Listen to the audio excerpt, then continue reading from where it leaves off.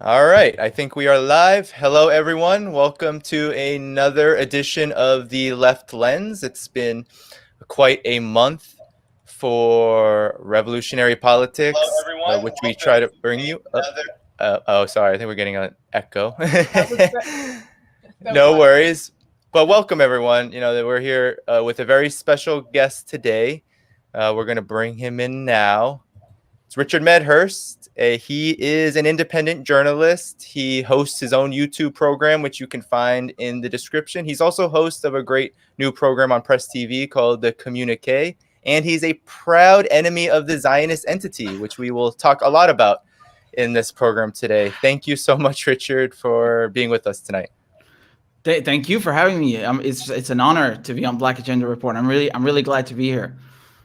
Thank you so much. So first, before we say anything else, I want to thank you because I know it's late because you're in the UK. I don't know what time you usually go to bed. I can't stay up late. So anyway, I'm really impressed with you. I'm in Vienna, so actually it's even another hour later. But I'm on like the American time zone, so don't worry. I'm in the afternoon in spirit with you. So all right, it's fine. Great. Thank you so much. You know, there's so much we could talk about regarding Israel and Palestine. And I know you've been writing a lot and speaking a lot. Can you give us an overview of your thoughts on the events of the past couple of months? Is there anything in particular you think our viewers ought to know? Well, I mean, there are several things that happened. In many ways, it's much of the same. You still have the United States supporting Israel, just like Biden is no different from other presidents. I think the first thing that you could point to is his bombing of Syria, right? So when I spoke to Professor Max Abrams, he framed it not as Biden sending Iran a message, but rather Israel a message that we're still with you. And of course, you had this onslaught against Gaza, this brutal war. It's just a bloodbath, really. It's not. People like to say it's a conflict. They like to say it's a war as if it's like a level playing field. No, it's really not. It's the U.S. is subsidizing that. Biden again is no different from his predecessors. And Netanyahu, of course, he failed to secure this coalition government. I think March 23rd was their supposed elections, and the opposition there, they were kind of it seemed as though they were ganging up against him. You had this coalition forming, even includes some Arabs, I think, and so he pulled the oldest trick in the book. Let's go bomb Palestinians, right? So that's how you unite the Israeli political front, and of course everyone gets behind that banner. Even his detractors, his political opponents, they're not going to step out of line in that issue. That's really the one issue where they are all proud and true Zionists, and so they go and bomb Palestine, right? In 11 days, look how much destruction they've done. It's horrendous. And so yes, I mean, he might buy himself a bit more time politically. So I mean, in that regard, this is a new development, but in many regards, it's much of the same. The occupation is still there. The blockade is still there on Gaza. You have this ethnic cleansing going on now in Sheikh Jarrah. And again, I'm glad that a lot of people are bringing attention to that. But, they need to understand ethnic cleansing in Palestine has been going on for 73 years. It's not just Sheikh Jarrah. And this is just one neighborhood. They'll go to the next one afterwards. And Hania, I mean, it's never ending, right? So I'm glad. I hope at least that public opinion is shifting. I hope people are waking up now with social media. You can share more of the atrocities of the reality happening there. So yeah, it's. I am going to ask one little follow-up question. Why do you think that is? There seems to have been an increase in support for the Palestinians and a little more courage in speaking out against Israel. We've seen huge marches here in the States, which we rarely see. Why do you think that tide has turned? Well, I think, as I mentioned, I think social media, the internet plays a role. because the Palestinian issue, they like to say it's so complicated and it's this unsolvable, unrelenting conflict that these people. I think Cenk Uygur, for example, he just tweeted some ridiculous thing about them fighting over Sky God. Like he's trying to make it some religious issue. It's really very simple. It's you have oppressors and the oppressed. You have colonizers and people being colonized. And so when you present this as it is, you show people the truth. It's very easy to fall on one side and to have sympathy with the Palestinians. So I really, really hope that this is not just an impression that we're getting here. As you pointed out, and as I pointed out, I really hope we're not. It's not just a temporary thing. I really hope that this tide turns even more in favor of the truth of the Palestinians, because all the Arabs combined couldn't do anything to stop it. And then of course someone will say here, well, they were not united. That's the whole point. Yes, I know. But we really need public opinion to shift. We really need people to open their eyes to see what's happening in Palestine for what it is. It's an occupation. It's a story of people resisting against colonizers. It's not about Hamas. It's not about terrorism, right? Hamas is founded in the 80s. The Palestinian problem, the issue in Palestine is much older than the 1980s, and people need to understand this. So we need to try our best to open people's eyes. It's crucial, because once people see the reality, it's very easy to have sympathy with the Palestinians, to sympathize with their cause, and to unite behind them. Yeah, definitely. Well, one thing I want to talk about with you, Richard, is Palestinian resistance, because I do think that had a huge role and has had a huge role over the course of history in shifting public opinion. We saw almost unprecedented unity among Palestinians in this latest round of these, what I call rolling war crimes committed by Israel. Yeah. But could you talk about Palestinian resistance? Because I think it sometimes gets overtaken by the liberal Zionist kind of conversation about Hamas and what the liberal mainstream and the ruling class thinks about Hamas. But I think that there is a lot of resistance that was going on in this round. I just want to know your take and how you were following it. I know you wrote a really good piece about ethnic cleansing in RT regarding Israel. But talk about, I guess, Palestinian resistance, if you could.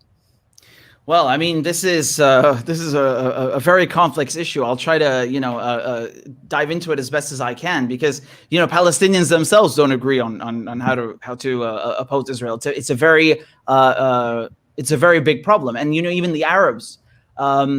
There are, first of all, very few countries who've actually genuinely supported the Palestinian cause. In the beginning, perhaps they were many, but now, look at Bahrain, look at the United Arab Emirates. They're all normalizing ties out in the open. They have zero shame. Like, it's just, it's out the window. It's gone. Saudi Arabia, of course, is probably going to do that soon. Algeria, Syria, they've definitely supported the Palestinian cause the longest, I'd say. But even then, you can make criticisms, very, very legitimate criticisms about what Syria has done, because they've not always been as supportive as they could have been, I would say. And again, this varies from country to country. But just to go back to your question, in the last days, we saw a general strike in Palestine. This is also a form of resistance, right? I think it's the biggest one that they've ever had in Palestine, which is, it's unprecedented. You had millions of people from Bethlehem to Jerusalem. No, so people need to understand this. All over, they went on general strike. So the PA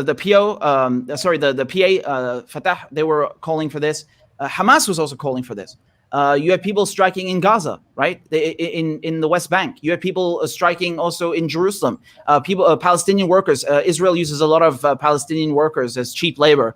They cross into to occupied Palestine, or Israel, as they want to call it, every day, and it's costing them millions because they didn't come to work. So it did have an effect, and this is not just unprecedented in numbers, but also in sentiment. And I think that was a very good thing. Oh, you had such widespread participation. I think that was really good. And that is also a form of resistance. But of course, I mean, you're not going to hear about that in the mainstream media, right? When they talk about Palestinian resistance, they only talk about the armed wing of it. And of course, in that case, they only talk about Hamas. They want to make this strictly about Hamas, which is ridiculous. I mean, this is, it's one form of resistance. It's not the only one. And of course, they have to make it about that, because if you actually tell the truth about Palestine, that this is a question of people resisting and the Israelis who are colonizers, who are oppressors, if you frame it in that way, if you say there's a resistance movement, people go, what are they resisting? And then, of course, you have to say the truth. You have to tell them, well, the Israelis, because they're colonizers. So they can't frame it like that. They can't do that. They have to talk about it as, oh, look, it's the only democracy in the Middle East, and they're fighting these terrorists, right? These stereotypical Arab Islamist terrorists, right? So they want to frame the entire thing as Islamists versus these so-called I don't know.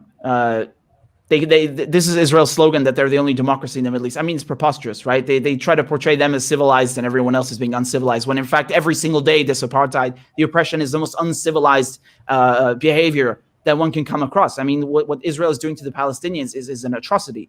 So, when we talk about resistance, it's very important that we understand that there's not just armed resistance, and it's not just Hamas, but there's also other forms of resistance, like the general strike that we just saw. This is very important. How many people do you think know that? How many people who actually heard about this on the news actually know that this was also part of the resistance to Israel's crimes in the last days? Very few, right? So that's very important to talk about all forms of it. Yeah, it's it's for people know if they follow independent media. So if they watch us, Yes. if they know who you are, if they read and your work and listen to you, if they read Black Agenda Report and watch our podcast, then people know. But the connection of the corporate media, which is still where most people get their information, their connection with the state it's a bond. It's like glue, very strong glue. So, for example, we see the shameful behavior of the Associated Press. The IDF bombed the building they were in. Of course, Hamas is like their, favorite boogeyman. Well, we know Hamas was in the building, as if, somebody has the word Hamas on their office door. But destroying the building where the Associated Press and Al Jazeera had reporters. They gave I felt a weak statement saying, well, if Hamas was in the building, we didn't know. It's pretty obvious. You get rid of the media because you don't want them to report. You don't want people to see what's going on. And then they compounded that weak response by firing a reporter who didn't even cover Palestine, by the way. A young woman, Wilder's her last name. I'm blanking on her first name. But she had tweeted something, rather mild things about Palestine in college. And of course, the right wing, hunted down her tweets, and they ended up firing her. So they got rewarded, in effect, for destroying this building, nearly killing people. They don't even warn other people, but that is, and I say all that to say, that's the difficulty in getting out the information, because that is the face of the corporate media. That is what they do. So people don't know about the general strike. They don't know about Sheikh Jarrah. They don't know about people being evicted from their homes. I guess we should be grateful that people know as much as they do, that there are, I think, 12 fatalities in Israel and more than 200 in Gaza. I think it's that kind of thing that's so obvious. But that's why our work is so important, though. So we have an extra struggle in getting out this information, because the Associated Press, the New York Times, the TV networks and I'm sure it's the same in Europe, have such a shameful connection with the state. Yep. So I'm sorry. I think the Mossad knocked out my internet for a second, but I'm back. So. Oh, I see. I just went on a bit we about lost you. the Associated Press and their connection, and Deutsche Welle, they interviewed Ali Abunimah and then removed the interview and told people how to write and speak about Palestine. So that was my comment / question about the dealing with the media and getting out any good information. Oh, well, I didn't know that, but I'm not surprised. I mean, the UK, since we're speaking about Europe, I mean, the UK helped create the Zionist occupation. I mean, it's shameful, and that's saying something given all the crap that the British have done. So, that's definitely something that the BBC, I don't need to tell you about what happened in the Labour Party, right, and how the media helped to get rid of Corbyn and smear him because he dared to stand up for Palestinians, right? So this is still a very much taboo thing in a lot of so-called liberal democracies in Europe, and of course, as you know, in the United States, because they like to talk about human rights. We're upholding human rights. We love civil liberties, and we're going bomb countries in the name of democracy. But yeah, when it comes to Palestinians, there are no human rights. There are no civil liberties, right? That is as the Palestinian ambassador to Austria said when I interviewed him a few weeks ago. He said the Palestinian question poses a fundamental problem for them because all these lovely things they like to talk about does not extend to Palestinians. They don't extend to Palestinians, and of course, when we say that, we're talking about the media as well, right? The media. I mean, this is it's like glue, as you correctly said, Margaret. It's like. There is no differentiation. I mean, people can go off and pretend all they want that you have free press in the West, but I mean, the relationship between state and media in the West, in the UK especially, in the US especially, is it's unimaginable. It's beyond people's wildest dreams how close the two operate. And so, of course, this extends to the Palestinian issue, right? People who actually speak the truth, who actually who actually give you the situation as it is, who don't try to frame it as a war or a conflict or something, but actually tell you what it is. It's a military occupation. It's a settler colonial project. That is not allowed, right? And so this is why Israel spends so much time and effort and energy with its lobbying, right? They want to, whether it's in the UN Security Council or whether it's on a college campus, they want to control the confines within which one can talk about Israel. They want to make the rules about what discourse is permissible in regards to the Zionist occupation, right? So you can only say good things, but anything else is taboo. You can't do that. Yeah, no, that's so true. And, I think that leads us into, we need to talk about the United States and how it protects Israel, how it backs Israel, how it funds Israel, how anything that Israel does, the United States is complicit in, not just complicit in, but actually equal weight in the crimes. Everything that you talked about, the colonialism, the genocide. We just saw Mark Ruffalo roll back his comments, right? These celebrities, they can't seem to keep their positions straight, apologizing for calling what the UN recognizes as a genocide, or at least the UN definition of genocide perfectly fits with what the Palestinian people are going through. And then you had people like Bernie Sanders, even he, who's considered strong on this question by many people on the so-called progressive left.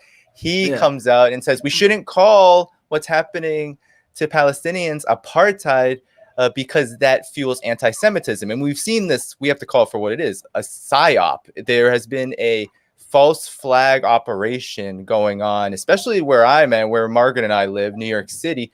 There has been constant attempts to frame protests and the resistance movements in the West and the United States as violent and attacking Jews and anti-Semitic attack, and that's been the latest narrative in the aftermath of what really was, I think, a huge loss in the court of public opinion for Israel in this latest crime. So could you talk about, I would love for you to comment about U.S. support for Israel. How important is it, and what does it tell us about Palestine's relationship, I think, to this larger question of imperialism? Because Israel really does fit, I think, within a geopolitical context, and oftentimes there is this isolation. I think sometimes people in the West, in the United States, do this a lot, where they look at Palestine as, yes, this is the issue we need to take up, but Palestinians and Palestine and self-determination tends to get isolated from the rest of the global context. But I think it does fit into a larger one. So,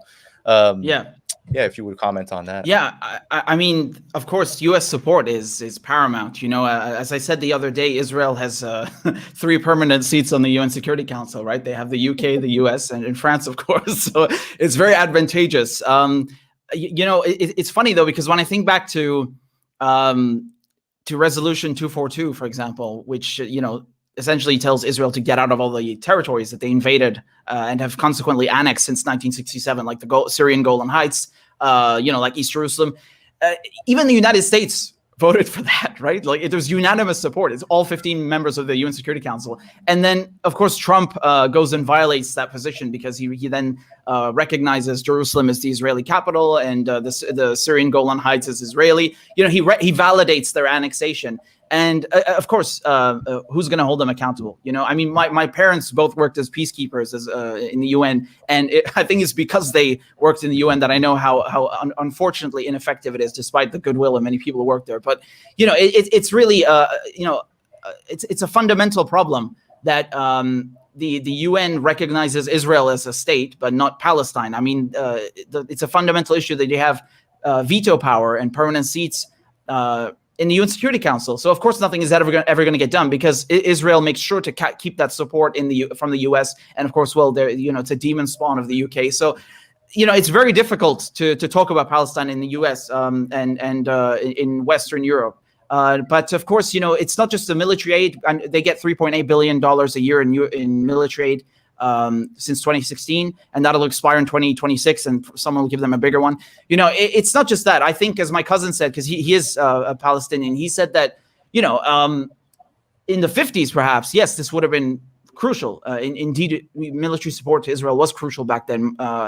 But now I think they could probably go it alone. They don't really need the money. It's not just about that. Of course, they want it. It's a very good drip. It's a very good pipeline of money and subsidizing their occupation, their massacre of Palestinians, their occupation of the Syrian Golan Heights, and bombing Iran whenever they feel like it. So yes, they love the money, but having this military aid, who wouldn't? $3.8 billion a year is nothing to scoff at. But they don't need just that. So my point is that they also enjoy having a seat on the UN Security Council, for example. Having the United States rejoin the Human Rights Council just for the sake of protecting Israel.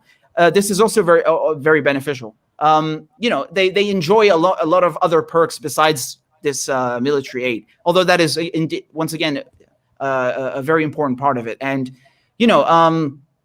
it's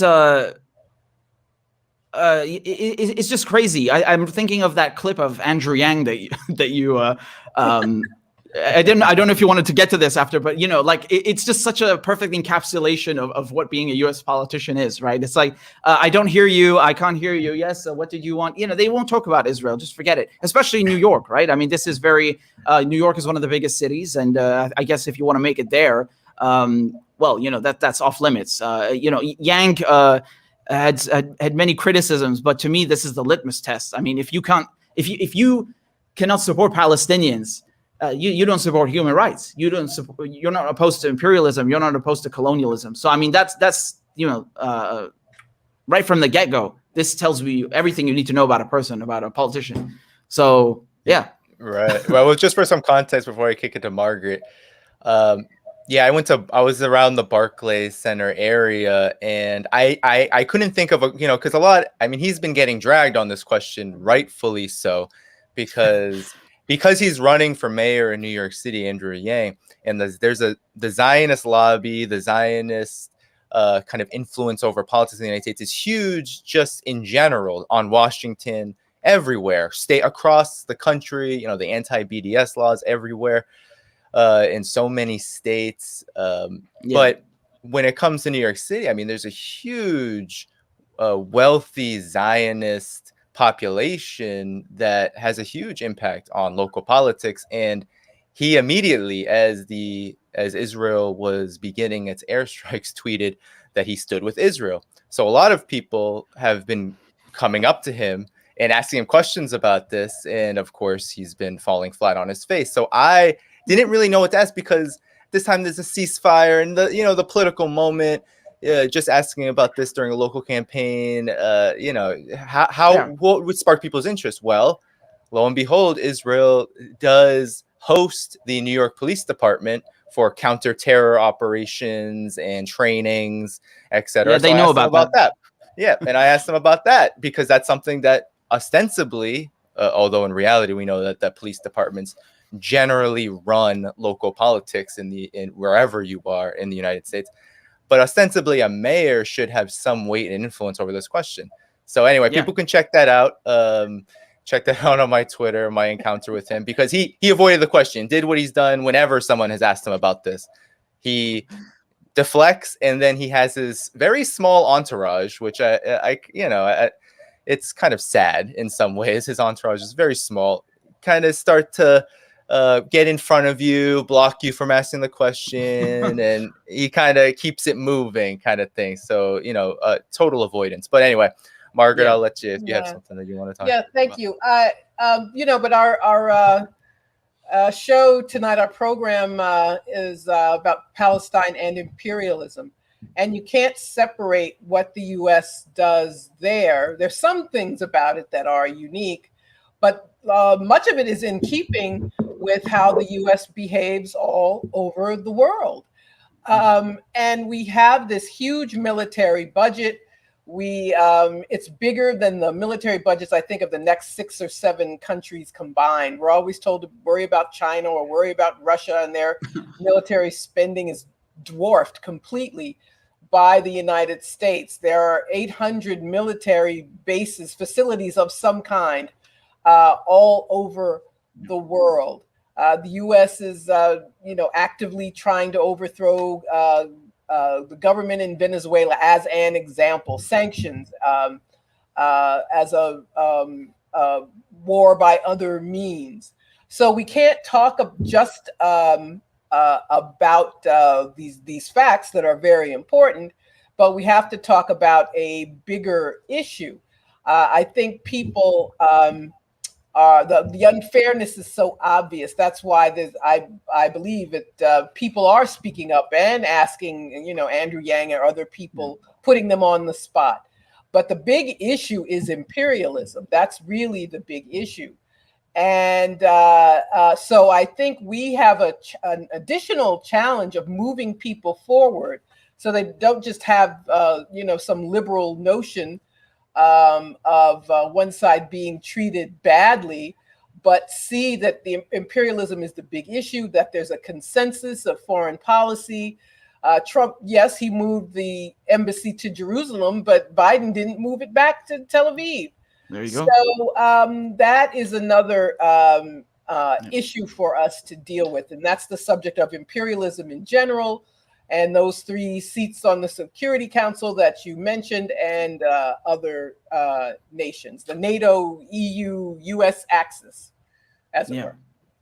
Yeah, absolutely. And speaking of, Biden not choosing to reverse things that Trump did. I mean, Secretary of State Blinken, he was asked, during an interview whether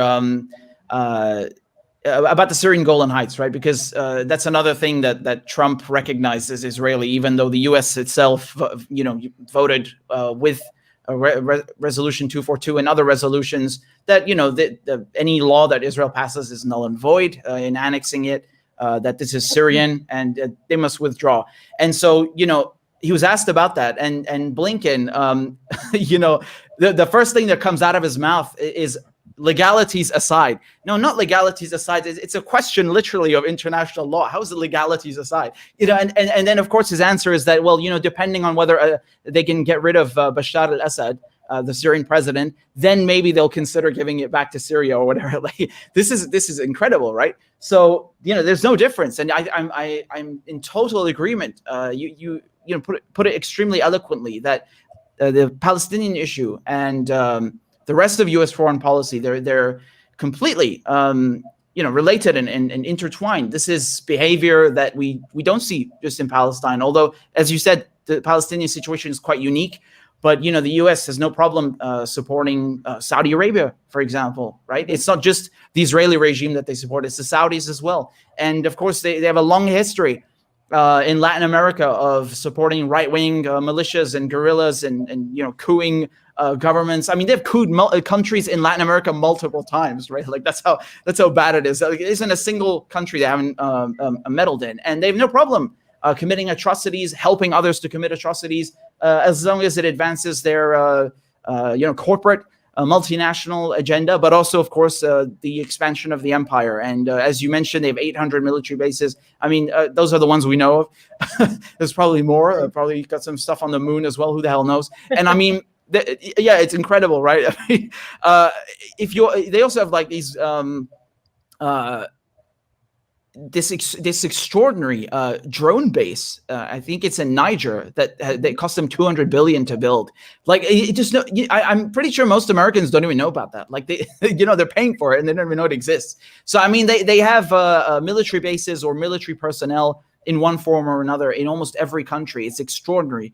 And well, we know what happens to the countries who don't want that, right? If you resist, you're a terrorist, and then they put you on the axis of evil list, and they come for you. They try to do regime change. So yes, I mean the policy of supporting despotic, genocidal regimes. This is a long-standing tradition of the British, and then of course they passed that on to the Americans, and now they do it hand in hand. So I view the United States as an extension of the British Empire. It's just it's the demon spawn of the English, and they like everything else in America, they do it bigger and better. So.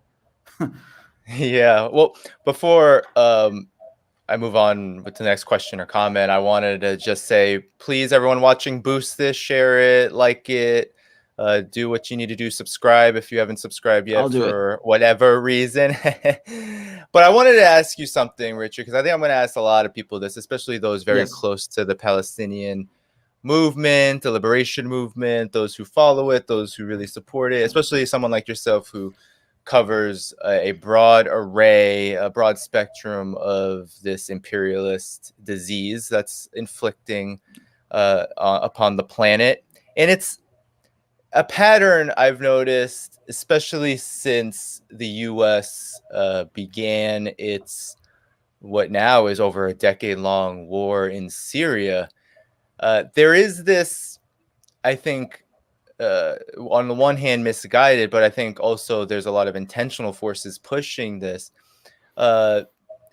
inside of the solidarity movement in the United States, in the Western world, and even places in like Tokyo, kind of these westernized,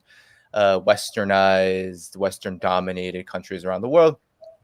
There's a tendency to try to conflate the Palestinian liberation movement with imperialist proxy forces. I mean, we see this with Syria, for example. I remember during Operation Protective Edge, I was demonstrating in Boston, and someone came up to me with the French Mandate flag, so-called French Mandate Syrian flag, disgusting, and trying to invite me to an event to talk about how Palestine and Syrians have a common interest in fighting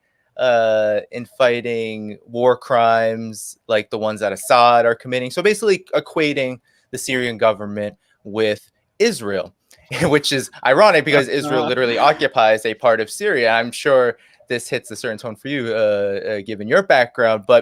And now when I was in New York for the first demonstration here in New York City, the Save Sheikh Jarrah demonstration, there was a blue crescent flag, which is the ETIM flag, now known as the Turkish Islamic Party flag, which is the Uyghur separatist movement, which has deep connections to the U.S., especially the National Endowment for Democracy, which basically funds all of their organizations, dozens of them under this World Uyghur Congress umbrella.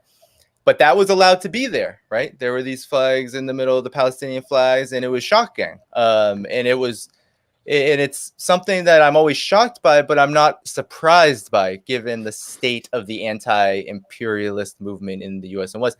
I was wondering, what are your comments? What are your experience with that? Comments on it? I mean, I think it's a deep problem in the solidarity movement with Palestine, because I think it repeats a very critical error that has been going on for years and years now, which is Palestine is worthy, and it is worthy. Palestinians are worthy. They are worthy of solidarity, worthy of dignity. We should all oppose Israeli apartheid and settler colonialism. But then there's this question of, well, what does it mean to exploit the Palestinian situation to push the aims of imperialism elsewhere, right? So I wonder if you have any comments on that. Yeah, I know what you're talking about. I've also seen that before. Indeed, it's quite mind-boggling. Why do why do people think that the West is trying to enact regime change in Syria in the first place?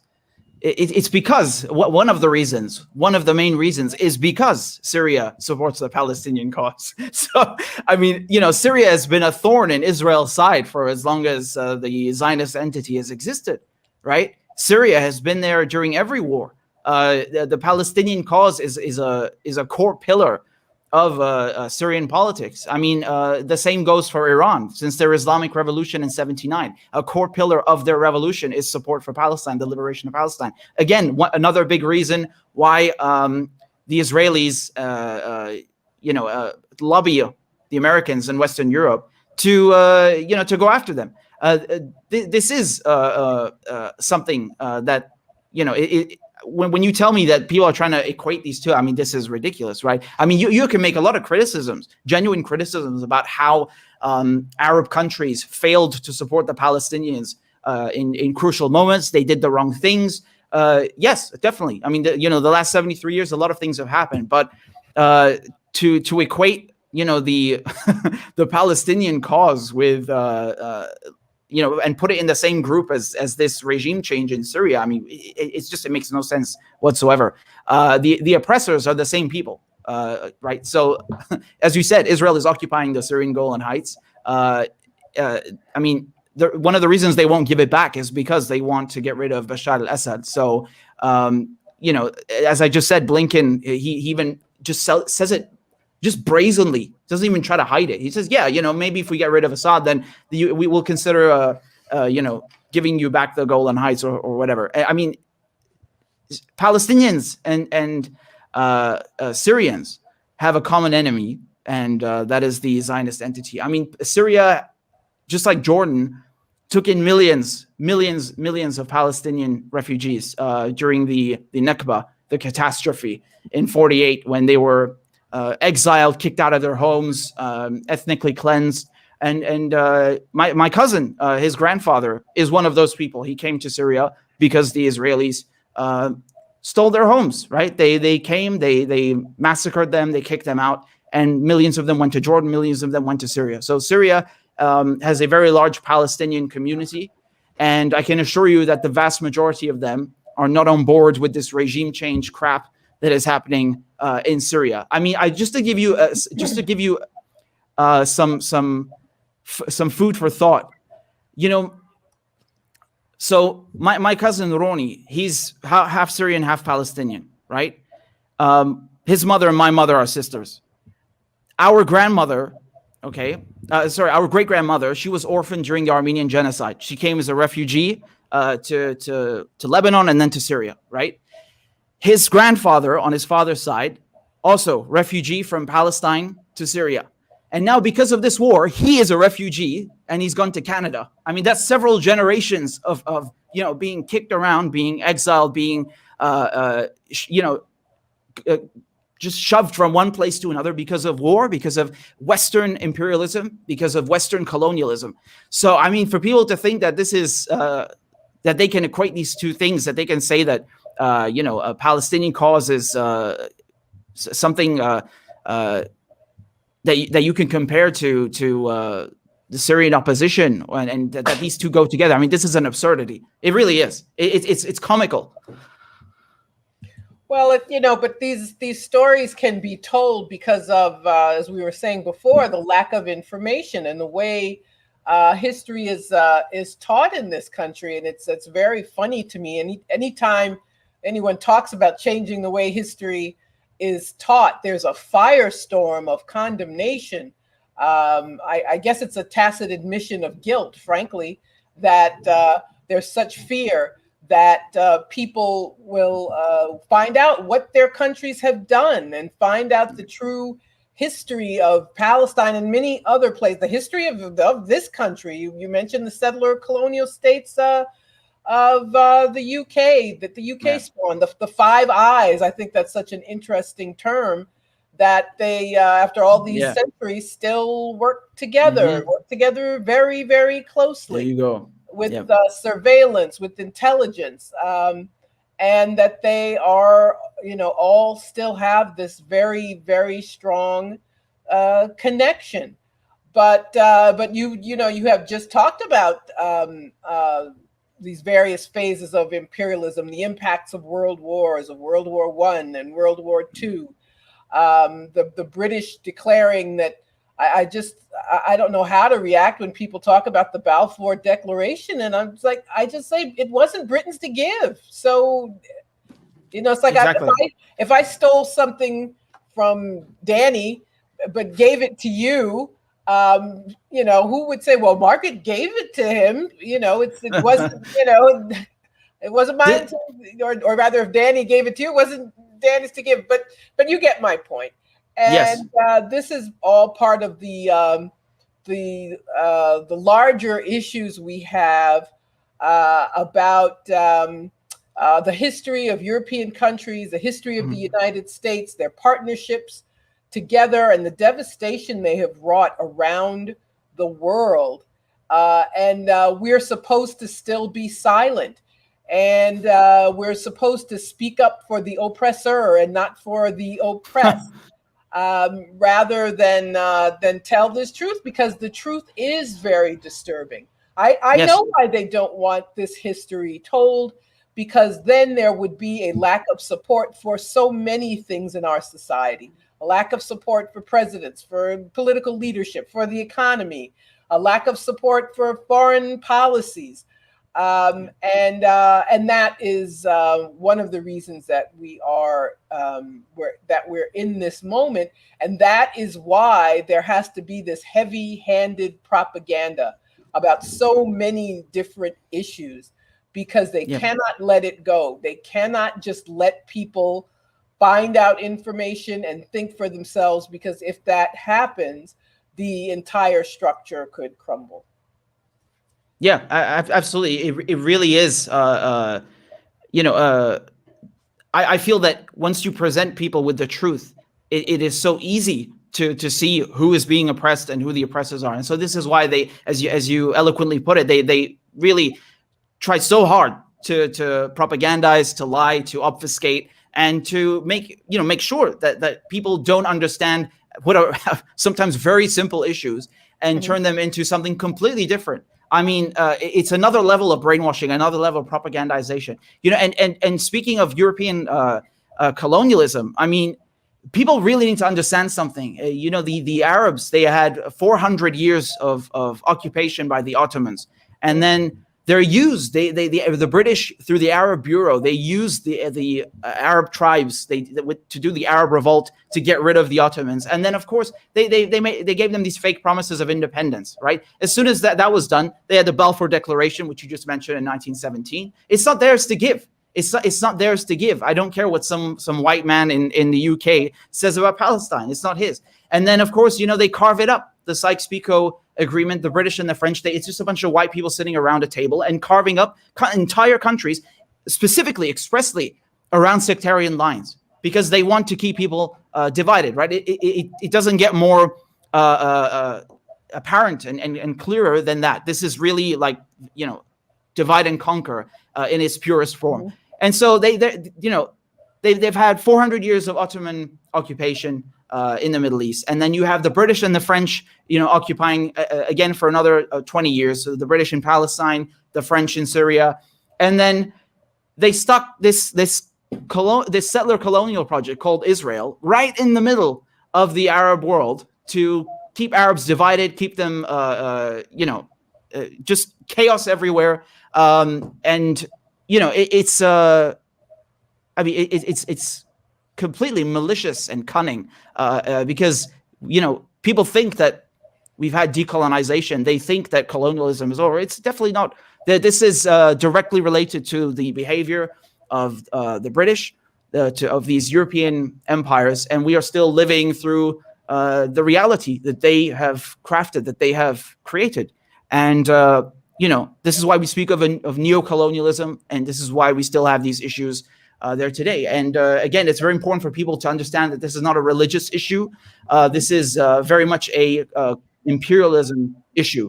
All right, you have a resistance by Palestinians, by Syrians against imperialist forces, against these same colonizers who were there not even just a few decades ago.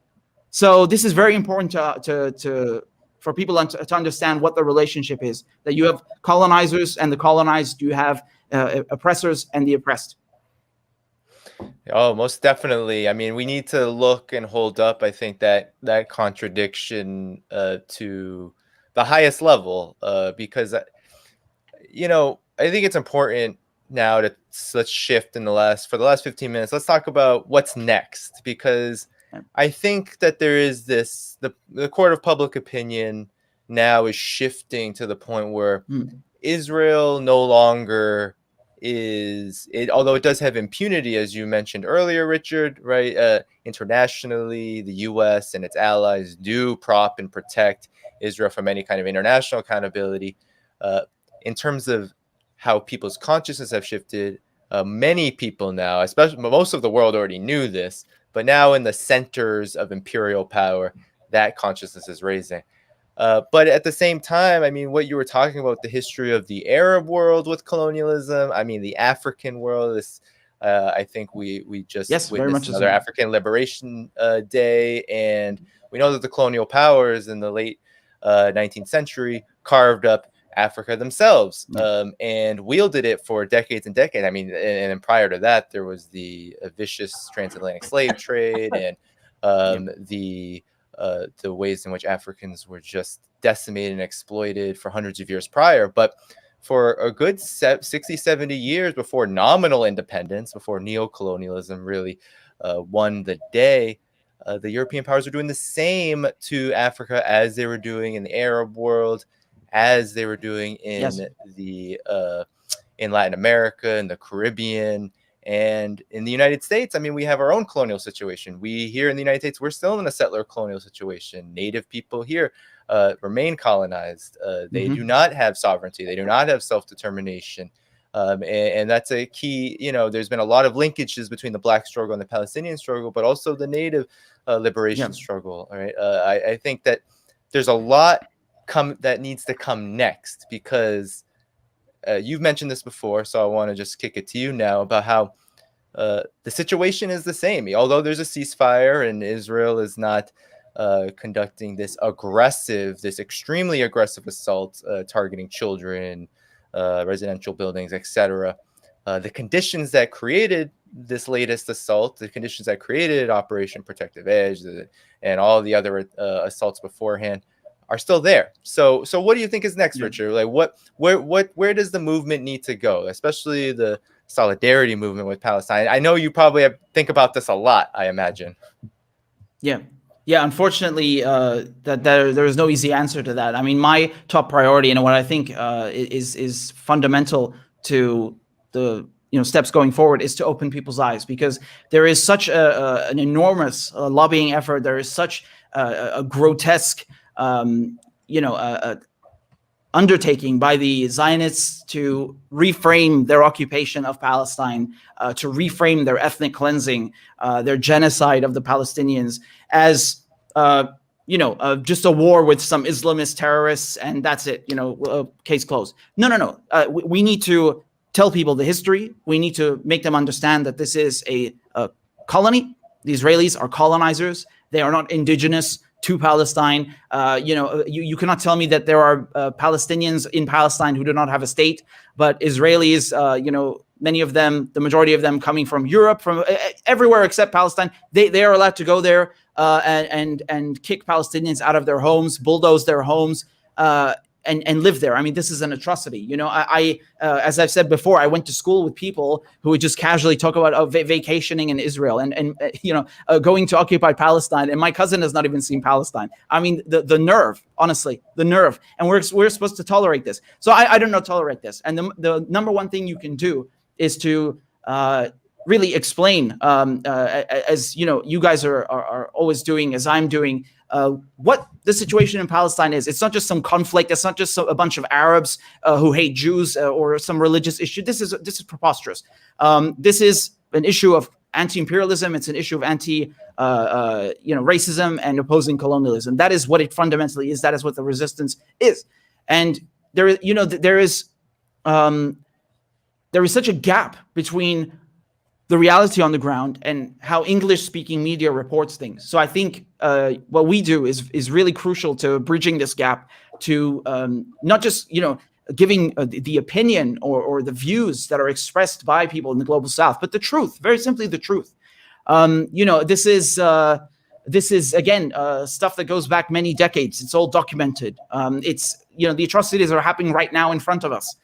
You don't people think that this is some unresolvable issue. No, it's not. It's not. When I see 100,000 people in the streets in London, I mean, this is great. I remember watching the Iraq War protests, or rather the protests in opposition to the Iraq War. So this is in the lead up to March 2003. I mean, that stuck with me ever since when I saw that on TV. I think they were the biggest protests ever. So you had 1 million people in the streets. And I think what we just saw in the last few days, in the last weeks, in not just London, but all over the world, Madrid, Sydney, New York, you name it. I think these are the biggest protests since the Iraq War, if I'm not mistaken, the biggest anti-war protests. And so this is very good. But people need to understand that you have to keep this up. You have to keep the pressure up because, the occupation is there. It's still continuing. The blockade is still there. The ethnic cleansing is continuing. So we must continue in our efforts to oppose that. We must continue in our efforts to educate.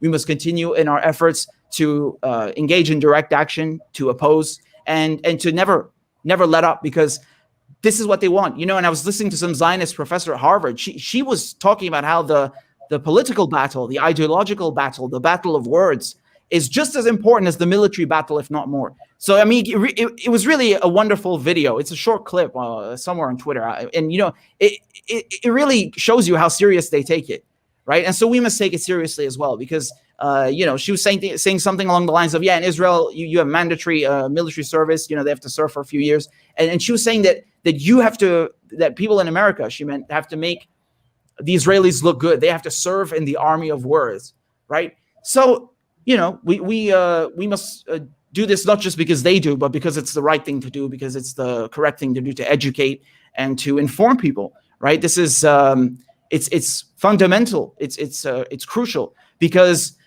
I mean, just look at how they're trying to whitewash their crimes now. What do you think they're going to do in the history books, right?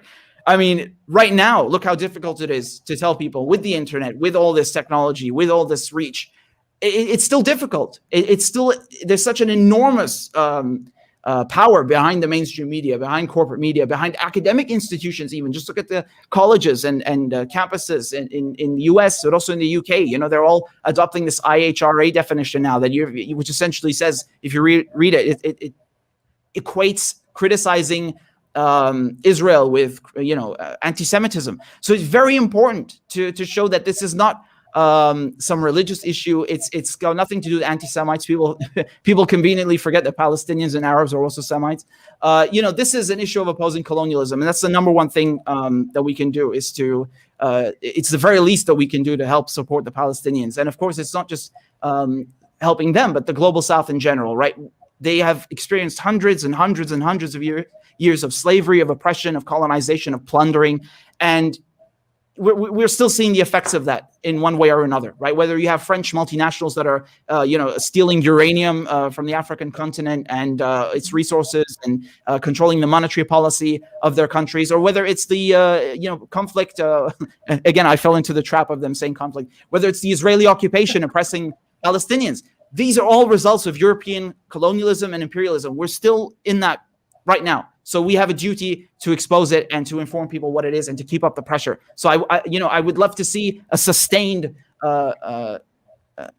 sustained protest, sustained opposition to not just Israel, but all of this imperialist, undertakings by the U.S. and the U.K. and the former colonial powers, which are still colonial powers in many ways.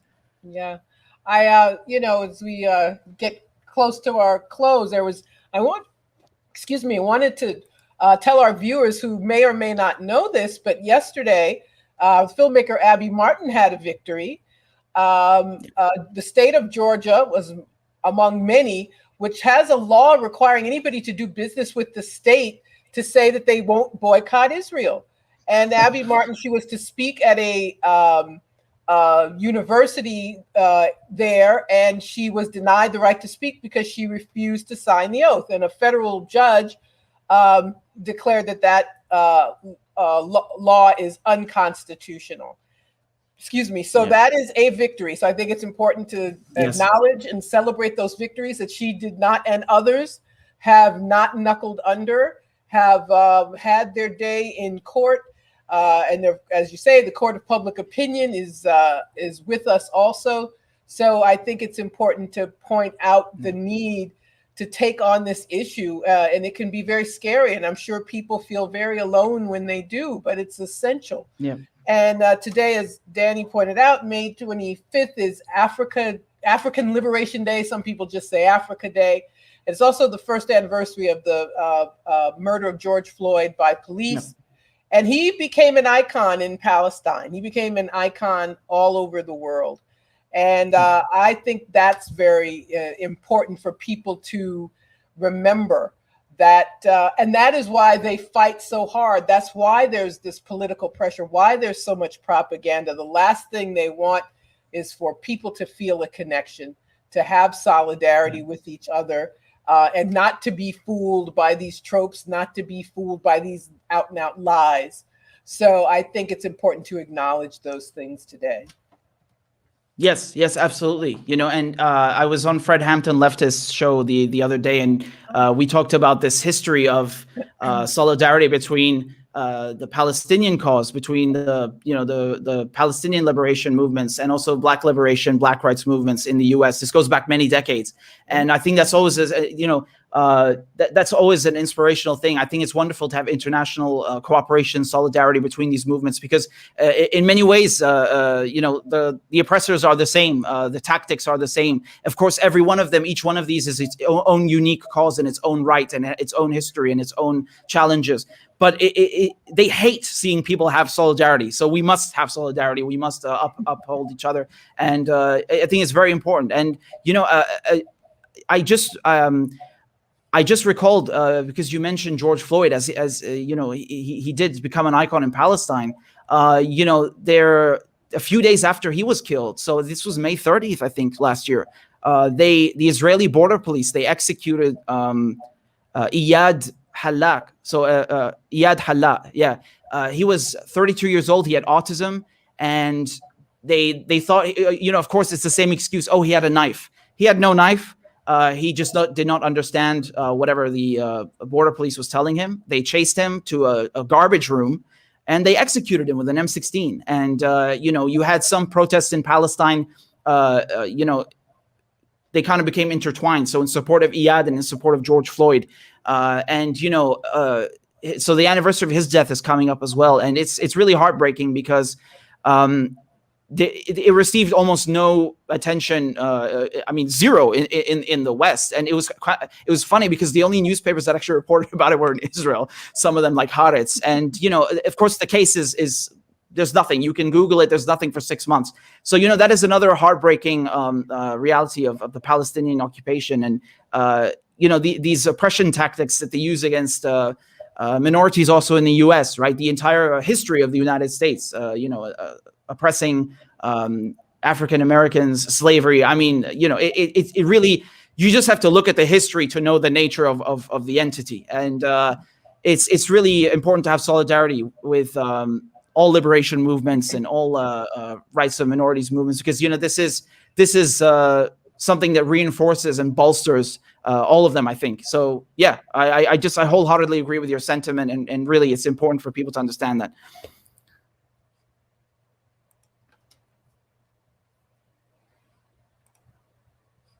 Sorry, my mic was muted for some reason. This was a great conversation, Richard. We really appreciate you coming on. I think everyone who's heard this conversation, please follow Richard's work. There are links in the description. And yeah, no, I thank you so much for coming on. I don't know if you want to say a few words before we go, if there's anything that you want to plug. Thank you for having me on. I mean, it's my honor. It's my pleasure to be here. And really, it feels like we were talking for 5 minutes. I know an hour goes fast. Really, it's great when you're on the same vibe and the same wavelength as I am with you guys. I really feel at ease and at home with you, and so I really appreciate all the work you do at Black Agenda Report and in your other endeavors. I'm really grateful that you had me on to talk about this because once again, as you pointed out, people, they will not get this news. They will not get this this truth anywhere in corporate media. So we have to do our part. And yeah, I mean, if people want to find my work, they can just go to richardmedhurst.com and they can just type Richard Medhurst on Twitter. They'll find me. So yeah, that's it. And I'm very grateful that you guys had me on. Really, truly a pleasure. Just a great time.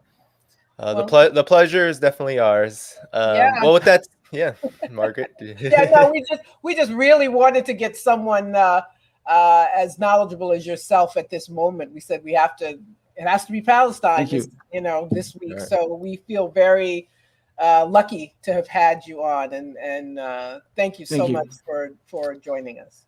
Yes, thank you. It's my pleasure. Yeah. So until next time, everyone, we'll be back next month. Tomorrow's a new issue of Black Agenda Report, so please tune in to the radio program, follow all of us, and we will see you next month. Peace out. Thank you. Peace. Thank you.